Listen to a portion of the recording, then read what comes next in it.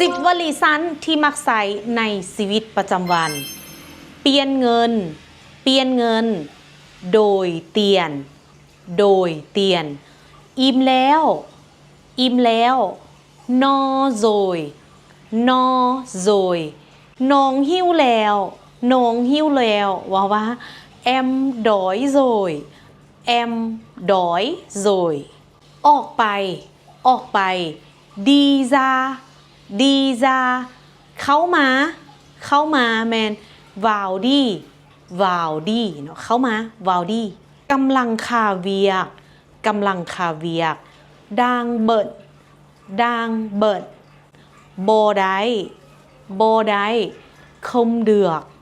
คมเดือกเบื่อหลายเบื่อหลายจานหล้ำจานหล้ำบ่เป็นหยังคมเศร้าคมเศร้าปิดประตูปิดประตูดองเกือดองเกือเปิดประตูเปิดประตูแมนเมอเกือเมอเกือสำหรับนักเรียนคนใดสนใจเรียนภาษาเวียดมวลๆแบบนี้เนาะนักเรียนสามารถเรียนภาษาเวียดกับปืม30 นาทีเรียนภาษาเวียดโดยตัวเองหัวนี้ได้มี